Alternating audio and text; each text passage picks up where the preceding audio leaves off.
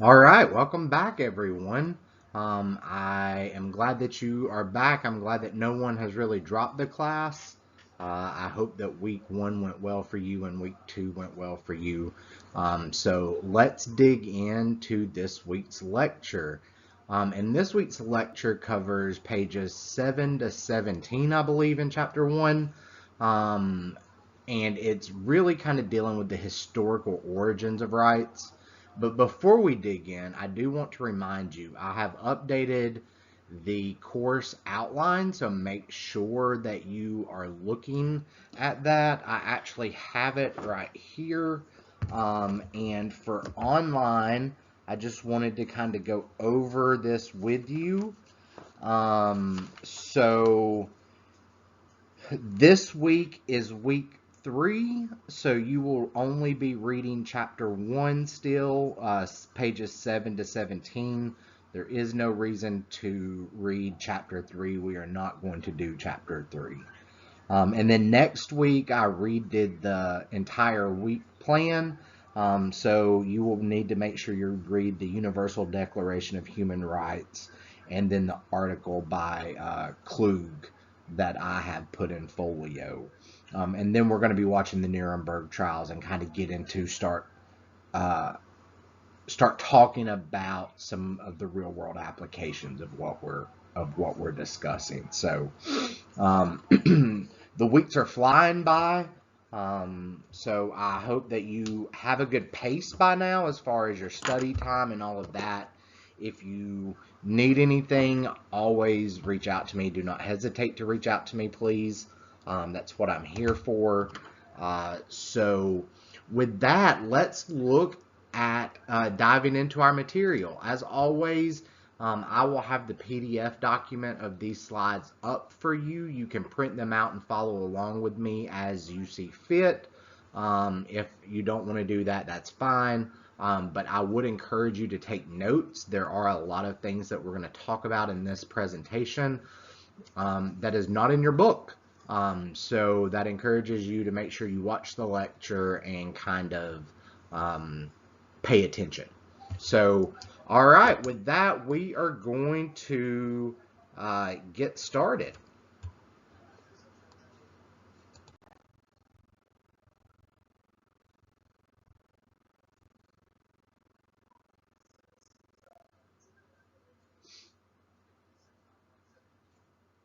So, we're going to get started with talking about um, rhetoric.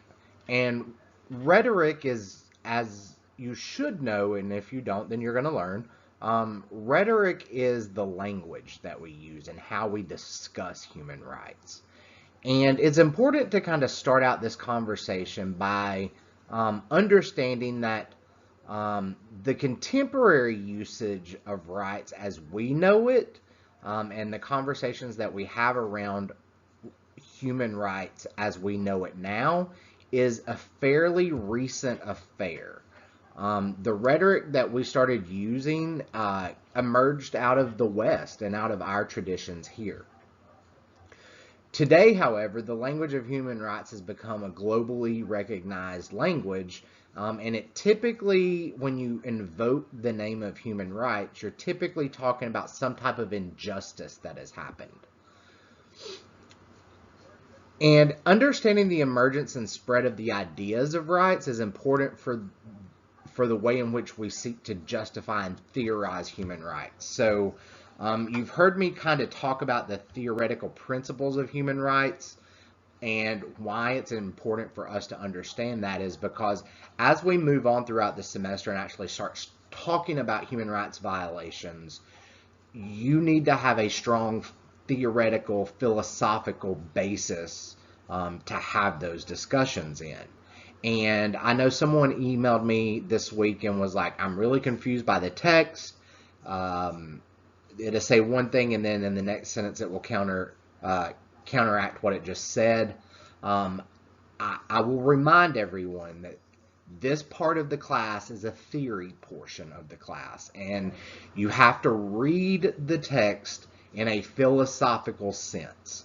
That is how we are studying the theory behind human rights, is in a philosophical sense. There is not technically a right or wrong answer in a lot of this stuff, and there's a lot of gray area in this conversation that we're talking about. So you have to be okay and kind of wrap your head around that concept. All right.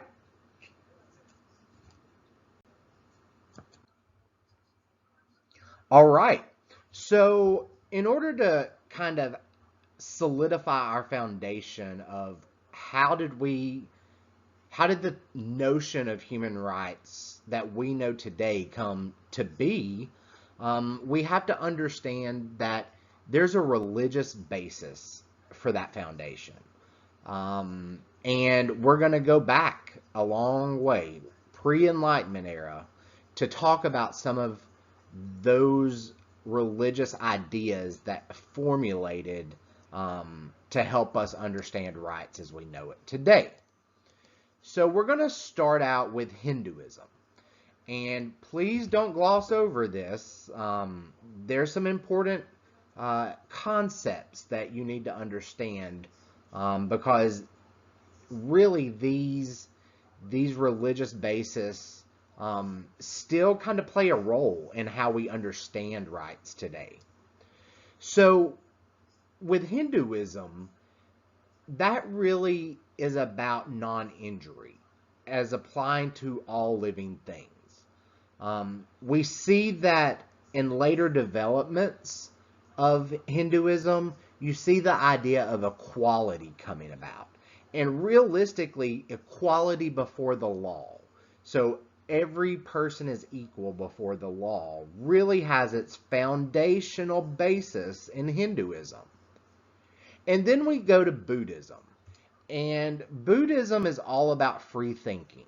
It's free speech, freedom of religion, self-determination. All of that can be found in the tradition of Buddhism. This tradition also articulates a clear responsibility toward others.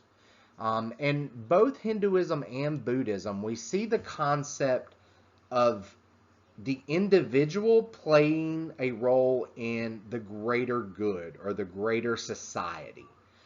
That's very important because as we move along this timeline, we're going to see that Enlightenment thinkers and Enlightenment philosophers really just focused on the individual themselves and not necessarily the community as a whole. So the thought of goodwill and morals and things like that really kind of had its foundational basis with Hinduism and Buddhism. Next, we're going to talk about what we can learn from China. And early Chinese societies had an idea of limited government as well as the government having a responsibility to the people. So when we say that, we mean government treating its citizenry humanely. Ancient Chinese society also seems to have possessed ideas regarding harmony, justice, and prosperity. That's a 3,000 level overview of that. However, it's important to note that these ideas were not necessarily based on an understanding of inherent human dignity. So we're going to have a lot of conversation in this section about natural laws and natural rights. And that really comes to fruition during the Enlightenment era. Going back to China, this limited government and government respectability is not based on a recognition of inherent human dignity. Rather, it's a basis of how government should be viewed and how government action should be utilized. Within China, we have this notion of Confucian ethics. And Confucianism emphasizes personal dignity and worth. But it's personal dignity and worth that are earned. So last lecture we talked about inalienable rights and earned rights, correct? So we know that inalienable rights are inherent rights that we all have, just because we're human. Well, Confucianism doesn't recognize the inalienability of rights. Instead, China and Confucianism recognizes that personal dignity and worth are earned rights. You earn those as you go through life. And this highlights an important point, and it's namely the ideas of social justice. And that idea of social justice is not synonymous with ideas of rights. So when I say that, what I mean is one can make a claim against the state on the basis of justice without making a claim against the state on the basis of rights. So those are two different things that we can make claims or grievances with under Confucianism. Another societal, religious, or philosophical basis that we can draw upon is that of African humanism. And in African humanism, traditions also share some similar ideas regarding limited government.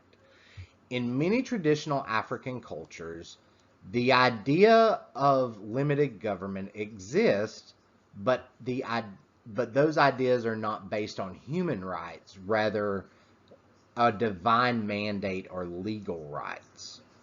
Often rights in these societies are based on status, membership, age, sex, or lineage, not on humanity. Many societies have sophisticated ideas of distributed justice, but giving people what they deserve is not a human right unless that desert is based on their humanity, not a social role or status. So then we go to ancient Greece. And in ancient Greece, there's several different philosophical ideas that we can take from them. So the first one comes from Sophocles. And Sophocles argued that there exists a right to resist state oppression. And Plato, who you all are probably familiar with, followed up and added to this. And Plato suggested that there is this existence of universal ethical standards and fair treatment of all persons, regardless of citizenship. But fairness is not necessarily equality. He in no way ever suggested that people possess equal moral worth. In fact, if you study Greek culture, the Greeks understood people to be inherently unequal. That is a society of inequality. Aristotle also came from Greece and also is someone that we can learn from whenever we're talking about the philosophical foundation of rights. Aristotle offers some of the earliest pondering of natural law. But ideas of virtues, rights, and justice only exist in terms of the political community. This idea is picked up in modern critiques of human rights, theorizing the emphasis that individual over the community. So with Aristotle, he basically says that according to natural law, all of the rights that we think about, so the ideas of virtue, of rights, of justice, of what we think of as justice, only exist in a political community. The natural rights phenomenon only exist in the context of the community and only plays a political role in how we function as everyday humans.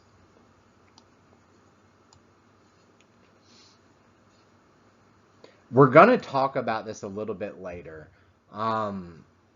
But your book kind of glosses over this fact a little bit. But really, from ancient Greece, we see this concept of how government and how community, again, plays a factor in our understanding of rights, and how the government is a political being or entity that is enabled to give us rights as people of that government.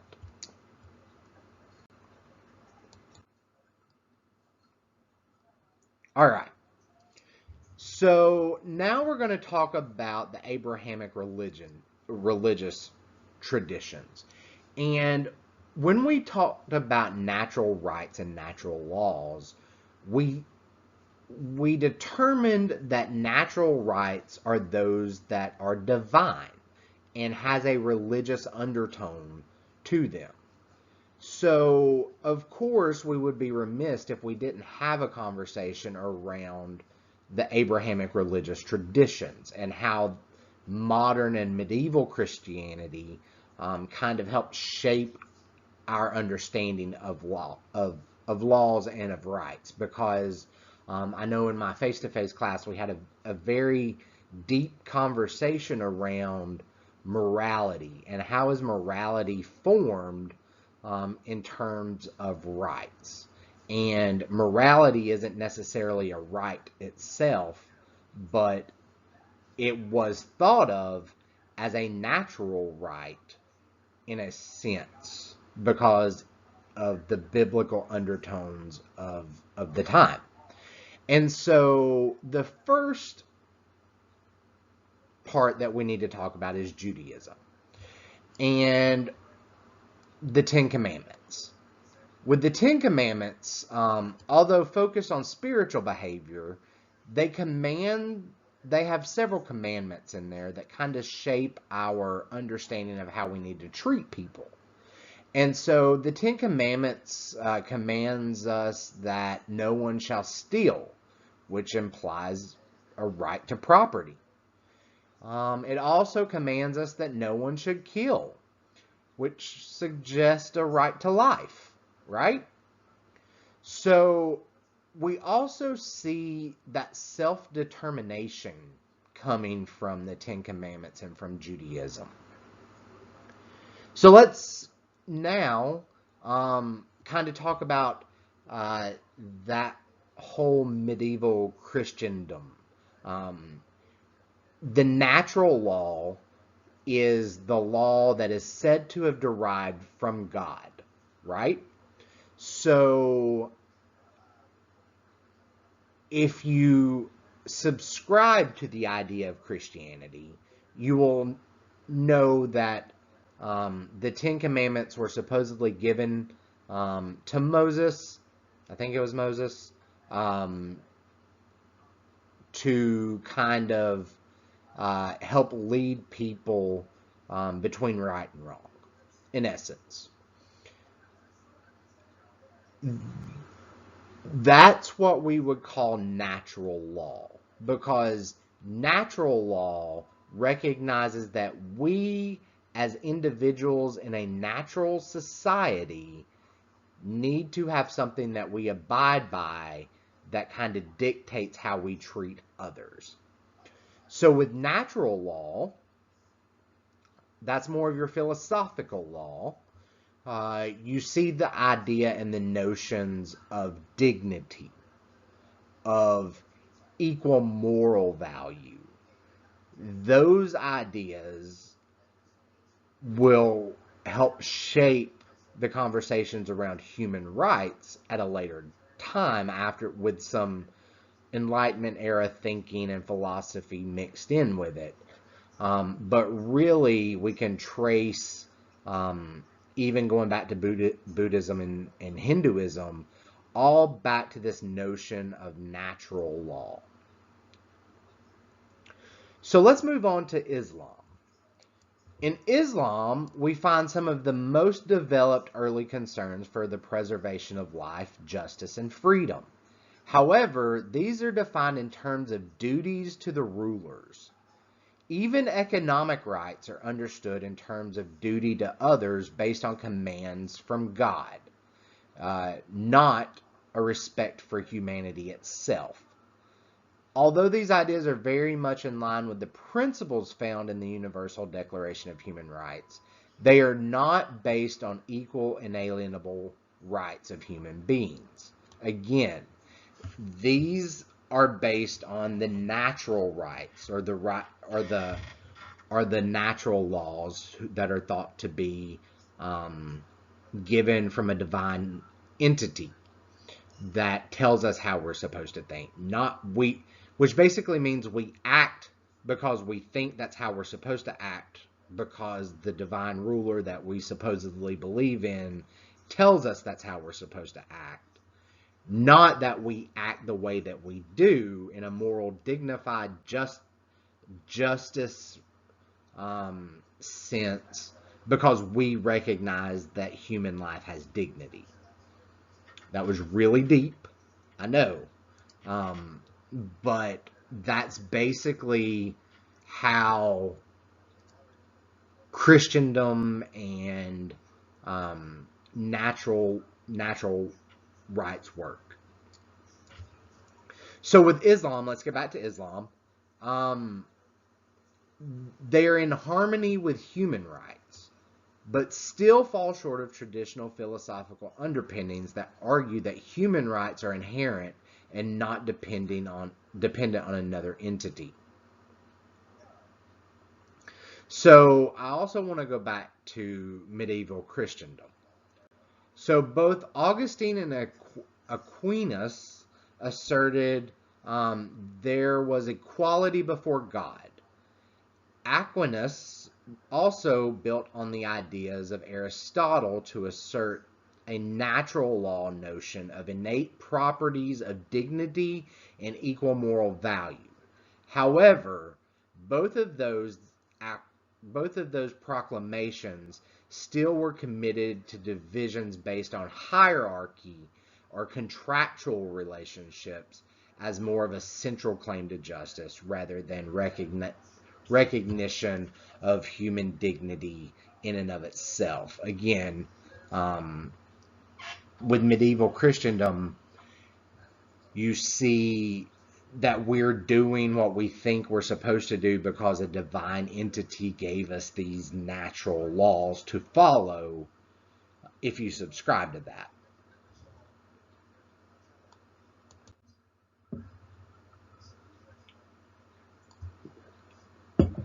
So that's some of the pre-Enlightenment era thinking and kind of some of the pre-Enlightenment era philosophies that we can take with us to help us understand human rights as we do today. So now let's get to the Enlightenment era, because this era is a really fun era philosophically when we start looking at what are our thought patterns around rights and state and all of that. The understanding of human rights characterized in international law is a relatively modern invention. This emergence is in part related to the development of markets and the decline of the pre-industrial communities that traditionally provided for mutual support and obligation. Such changes make individuals vulnerable to economic and political threats in a way not relevant to earlier points in history. So, in some sense, human rights can be understood as designed to solve those problems. This is an interesting point and an important part of the evolution of human rights. And another important period coinciding or even prompting this thought and some of those changes was the Enlightenment era. In the Enlightenment era, we typically define the Enlightenment era as an era or an age of reasoning era. And you see this theory that's still used today and that I actually used during my first lecture. This theory is known as the social contract theory. And the social contract theory really was born out of the Enlightenment era philosophies. So the social contract theory says that people live together in a society in accordance with an agreement that establishes moral and political rules of behavior.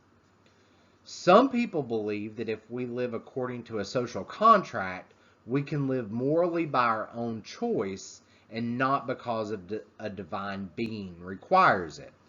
So during the Enlightenment era, you really see this move away from the divine natural law to trying to understand behavior and ethics outside of the divinity.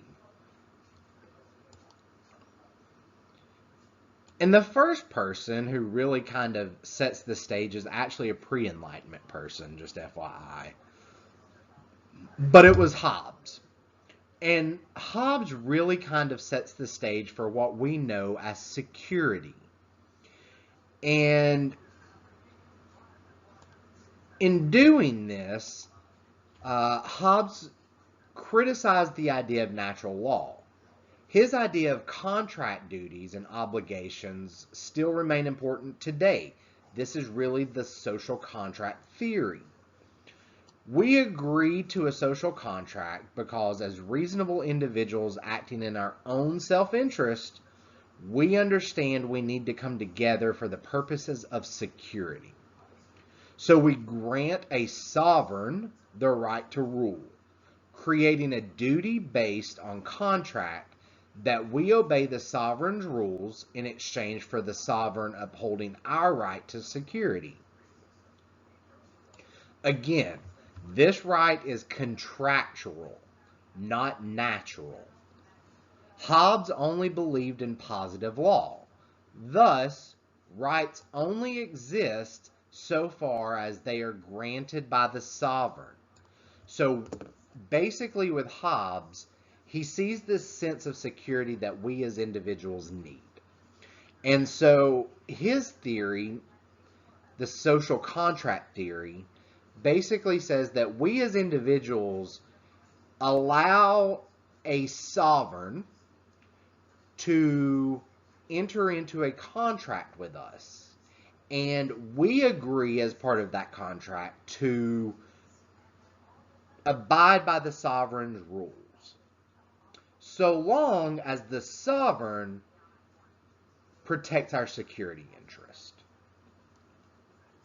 And it's the cycle, according to the social contract theory, that we continue to abide as they continue to meet that need.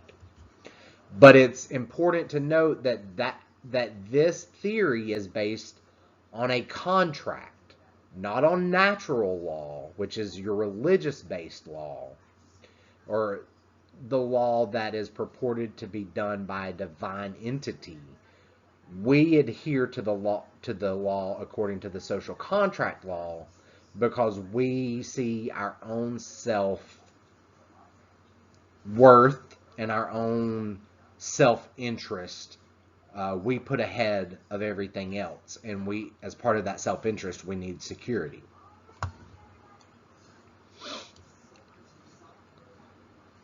So then we go to Locke. And John Locke is an interesting person that I bet you have heard of if you've ever taken an American government class, because Locke was an Enlightenment philosopher on which our Constitution was built upon. So John Locke had this philosophy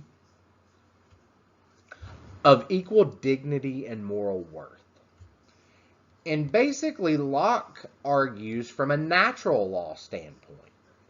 So, again, this suggests that he believes in the presence of a natural right by virtue of being human. So, you don't need government to remind you that it's wrong to kill another person, as you can figure that out through reason. However, we may need the state to enforce such laws because of our competitive nature as human beings. So, although Hobbes and Locke hoist this idea of social contract, it's important to note that differences do exist based on their ideas regarding natural law. So for John Locke, the sovereign or the government was also subject to the contract, thus changing the nature of our relationship with the state. So subjects have a basis for rebellion. Think of the Declaration of Independence. John Locke basically says that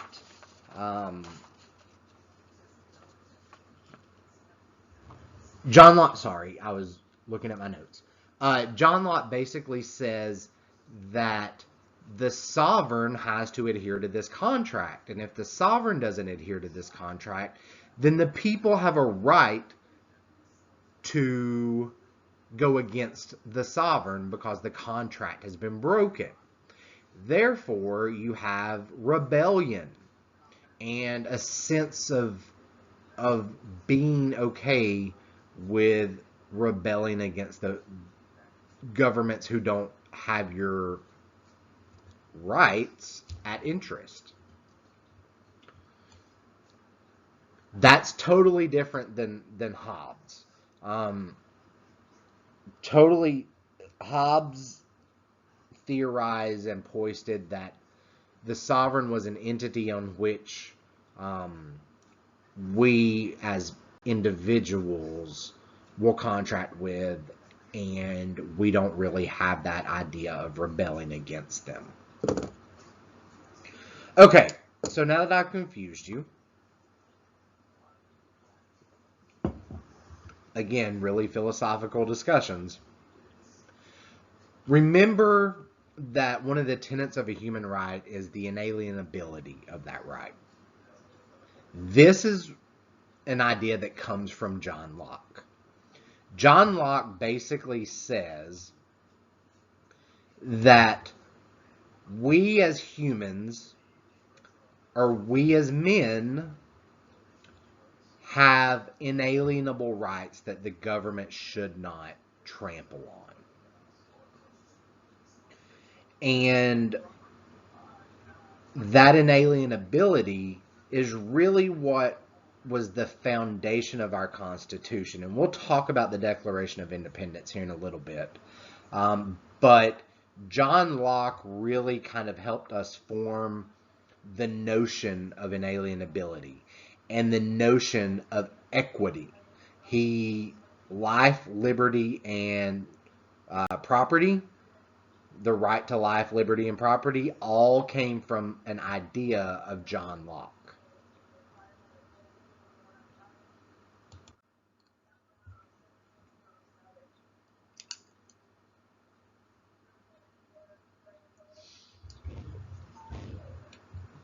So let's continue with our conversation around Enlightenment Era philosophers. The next one that we're going to talk about is Rousseau. We get the concept of freedom and equal political participation from Rousseau. Rousseau paid much closer attention to the relationship between states and citizens. He emphasized the role of freedom and the necessity of the right to political participation on an equal footing with all other citizens. That's really what we can take from Rousseau. So then we're going to come to Kant. And Immanuel Kant, you can find a lot of information about Kant online, on YouTube, kind of talk about his he's really kind of a philosophical forefather within sociology and things like that. But Immanuel Kant helped develop our modern understanding of rights. And basically he did this by expounding the notion of dignity. And dignity in treating people as an ends based on respect for their rational capacity is really what we take away from Immanuel Kant. Kant is a key player here. His idea that each person deserves respect based on their humanity and their capacity for rational thought rather than what they can do for us or for the government sets the foundation for modern ideas regarding the inalienability of human rights.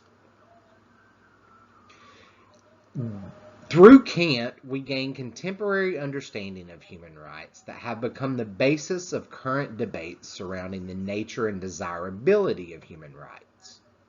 So I've listed those here. And through Kant's philosophical understanding, we have learned that rights are equal and universal. They're not contingent on race, social status, or gender, the type of government, or even a political ideology. Everyone has access to these rights, or should have access to these rights. They're universal. They know no bounds. Another notion that we've taken from Kant is that rights are incontrovertible, which means that they're absolute and innate, and while respected by states, they are neither granted nor denied by them. So, incontrovertible means that the states can't stand in the way of you and your rights, or how we know rights now.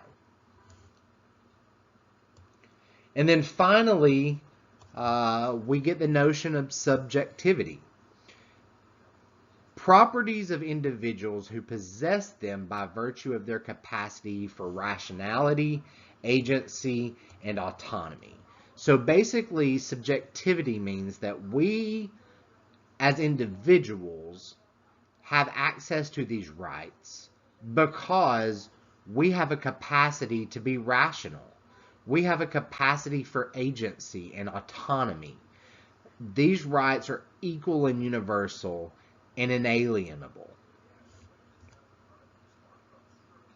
So you can really kind of see how all of Kant's writings really honed in on our true understanding of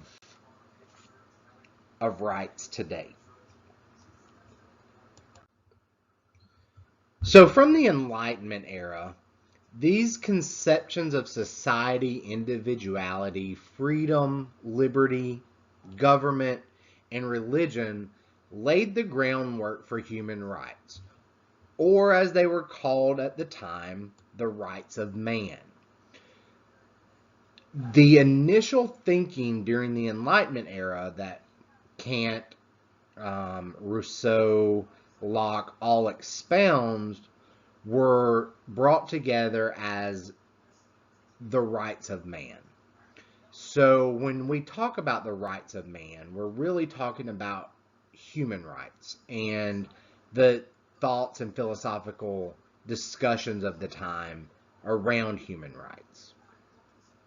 Now notice it says rights of man, because we'll get into this a little later, but we're talking about men, and we're talking about the equality of men, not necessarily women, but of men. Okay, so that's just Mr. Dean getting off on a kind of tangent, but two documents really kind of emerged from the Enlightenment era that were kind of the first documents to really hone in on human rights. So the first was the United States Declaration of Independence that was signed in 1776. And I'm going to give you a little history lesson. Told you I taught political science, American government, so I covered the Declaration of Independence in that class. The Declaration of Independence was a document that was put forth because of fairness and equality. When the founding fathers and the Puritans and the words are hard on a Saturday. When the colonists came over, they were still considered British citizens, right? So they still lived under British rule. However, there were several taxation issues that came up around the 1700s. And although the colonists, we'll call them, I'm not going to call them Americans yet, although the colonists were British citizenry and were subject to those taxation laws, they didn't get a say-so in it. They didn't have representation in the parliament. So that's what caused the rebellion in the American Revolution. And as part of this revolution, you see the Declaration of Independence being signed. And this document basically was a proclamation stating that the colonists wanted to disassociate from the British because they did not have representation. Thus, they were not equal to their British counterparts. This document claims that all men should be free to live independently and with equality. And Thomas Jefferson, who was one of the founding fathers and basically one of the writers of our Constitution, when the Declaration of Independence was written and then subsequently our Constitution was developed, Thomas Jefferson led the charge as a strong proponent for a Bill of Rights. Now, if you know, the first 10 amendments of our Constitution are known as our Bill of Rights, because the original Constitution in and of itself was not as focused on human rights and equality as much as it was on emancipating from the British hierarchy. So eventually we see our American Bill of Rights coming into play with the first 10 amendments of the Constitution. But those Bill of Rights basically are there to help protect us from government infringement and to spell out rights. And so we see that the U.S. Declaration of Independence was one of the first documents that really kind of put thought to human rights. Now, is every right that's articulated in the Bill of Rights considered a human right? No. No, it's not. However, it was groundbreaking at the time as scholars look back on it, because it's really one of the first documents that we can say took this notion of the rights of man and encapsulated it into this document. So that was followed by the French Declaration of the Rights of Man and Citizenry in 1789.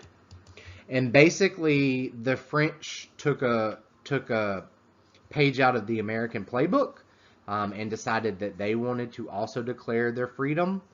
And they wrote something very similar to our Declaration of Independence, which was known as the Right of Man and Citizenry.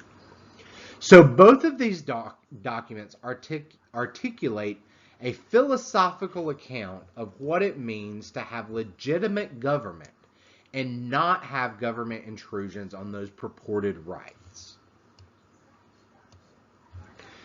The foundation for rights is a puzzling philosophical question. The early natural law foundation for rights became vulnerable during the Enlightenment era because of the decline of Christian theism.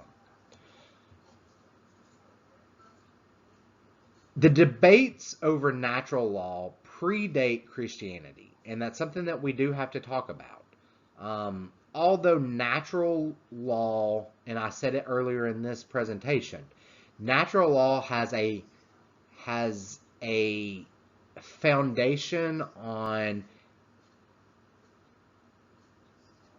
what we would deem as religious, but it really has a foundation on duty to a higher being. Whereas now we're really kind of trying to go above and beyond. And the Enlightenment era really kind of saw the decline of Christian theism as we know it. At the same time, the ideas of rights became more politically effective. So you see kind of conservatives, liberals, and radicals all criticizing the notion of natural rights. So really the Enlightenment era kind of opened up that notion of natural rights to a whole firing squad that you've read about, and that we're going to talk about here in just a minute. So we're going to talk about some of the critiques of these natural rights.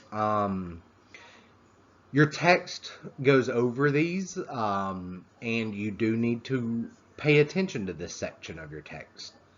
But we're going to start with Edmund Burke. And Edmund Burke really kind of said rights only exist in law evolving from traditions and societal institutions. He said that there really is no natural laws, but rights are a derivative from the society that we are in. So different political communities construct rights differently. And so the notion of having natural rights was complete hogwash to him. And then in the 19th century, we see some more critiques coming out about human rights and natural rights in particular. So you see Jeremy Bentham.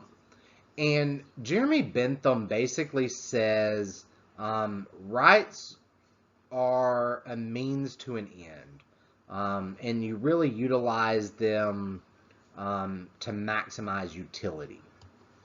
So Bentham understood ethics and related ideas such as rights as rooted in consequences. He dismissed the idea of inherent rights based on an abstract ideal.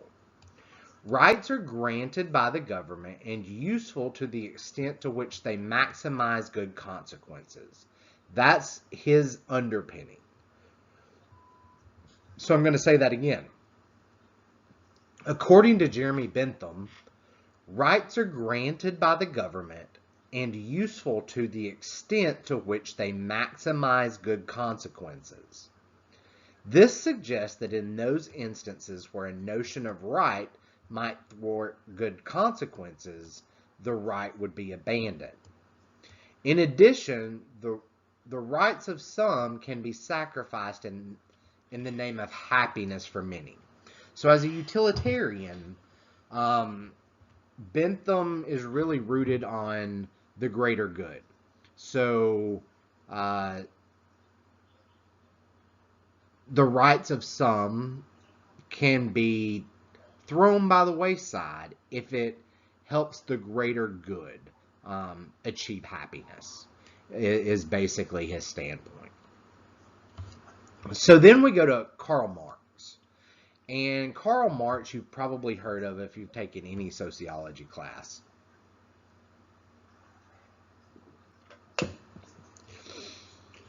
But Karl Marx really viewed society as a collective. And so in his idea, we are only human when part of the society. He's very critical of the individualistic notion of rights. His critique is similar to modern communitarian critiques of human rights, but basically Marx looked at the collective and says that you don't have pre-social rights. You only have rights in a societal standpoint. and society dictates what those rights are.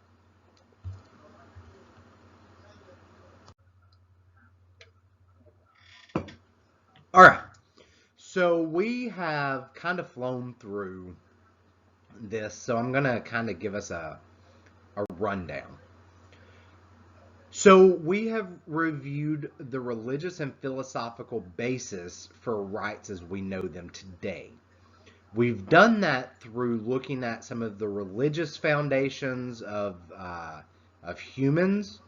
We've gone through the Enlightenment era, which really kind of reshaped and refocused the way that we interpret the meaning of rights. And then we just looked at some of the critiques of that natural law and the rights of man. And so now we're going to come to the modern era of human rights. And we're going to talk about what developed human rights and how did human rights develop and evolve to what we know them as today. So the catalyst event was the Second World War. And during the Second World War, we refocused our attention to the rights of man. And we did that because of the atrocities that we had seen during this era, because we're talking about Hitler, we're talking about the Nazis, we're talking about all of the war crimes that were committed. We're talking about the Nuremberg trials, which you will be watching this week, I believe. This week or next week. And that really kind of was the catalyst to get us to thinking about how are we treating people.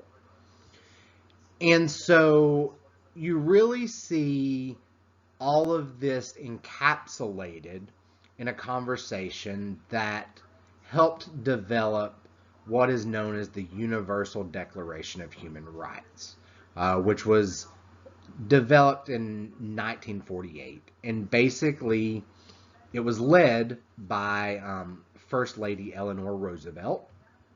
And it was through the United Nations, and we will learn all about the UN DHR on next week, because we're going to spend the entire week focusing on all of that.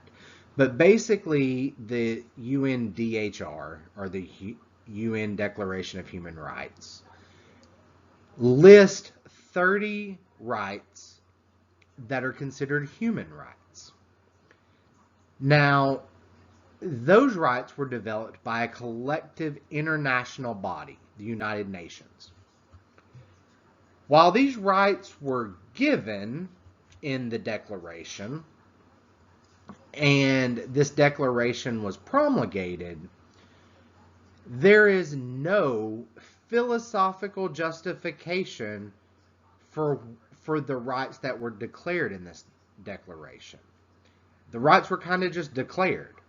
They didn't give a philosophical reasoning for why they chose the rights that they did.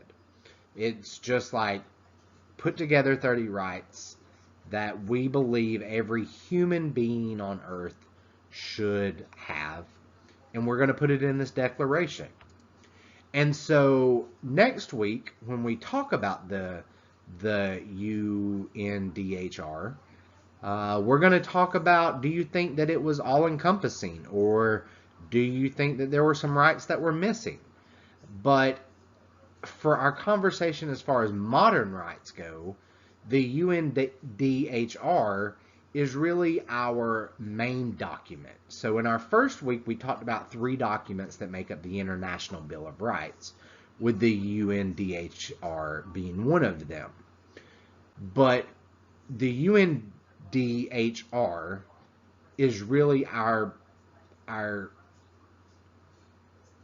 basic document that we hold up and say, and actually I'll hold it up here, as the document that is held to the highest standard that says these are the human rights. So I actually have one. I got it on Amazon. I don't know if you can see that or not. But you are actually going to get a copy of this next week, and you can print it off yourself and things like that. But it has all 30 of the articles that says what human rights are. And it really encapsulates some of the stuff that we've talked about. So equality, dignity, universality, inalienable rights, things like that are all encompassed in the Universal Declaration.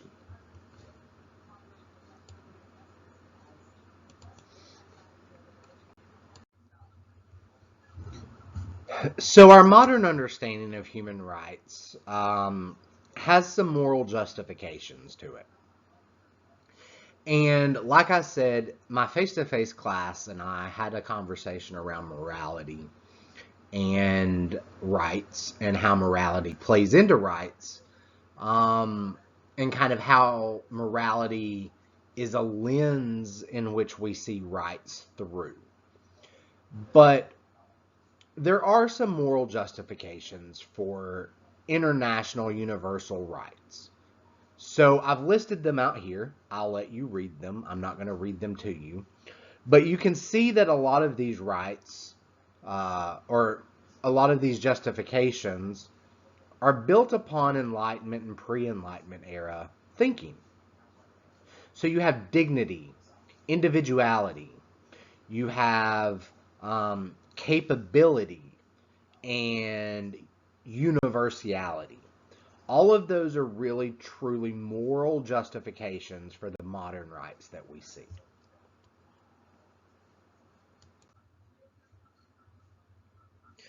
All right. So as with anything,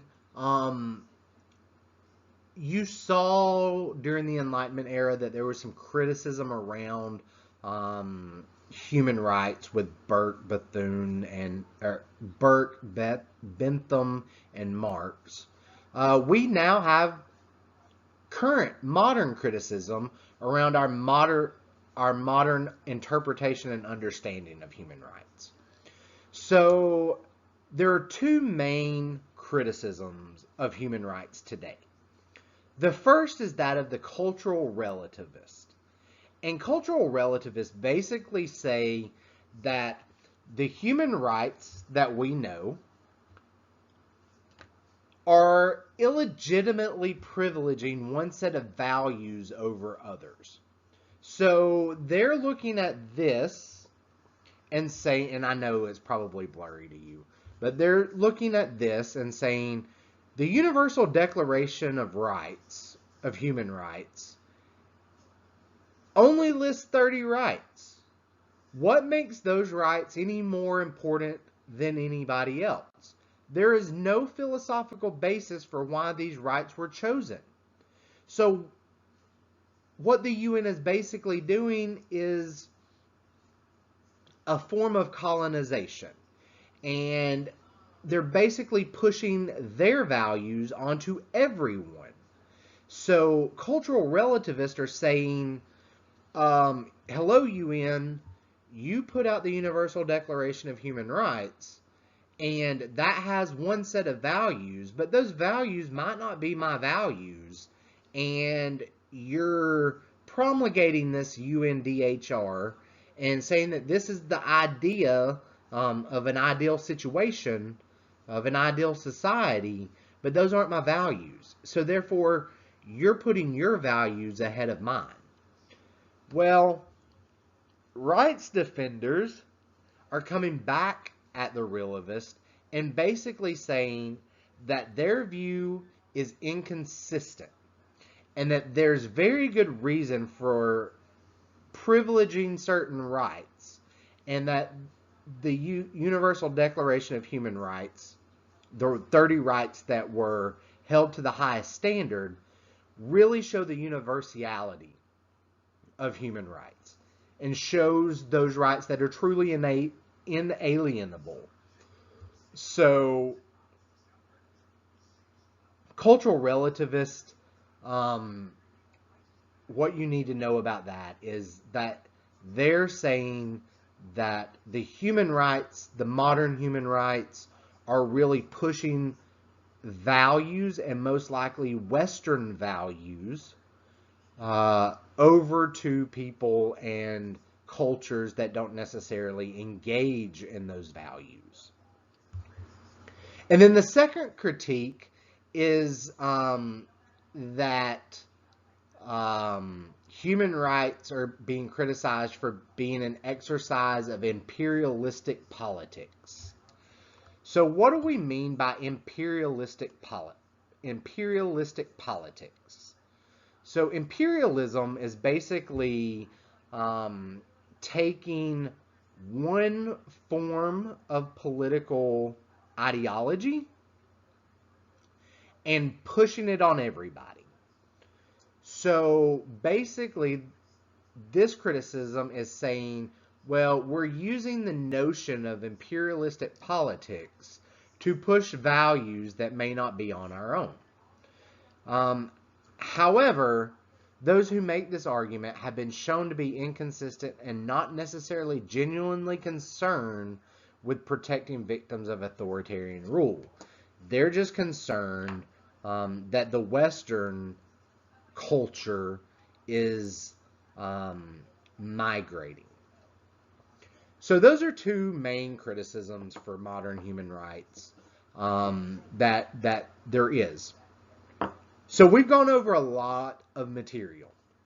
I encourage you to utilize the timestamps that will be on this video to go back and read the slides, kind of re-listen to some of my lecture because you're not going to have access to the notes. And if you have questions, feel free to reach out to me. This will be a week that I really kind of want you to think about how are the rights that I understand today formed. And there's some religious basis to it. There's some philosophical basis to it from the Enlightenment era.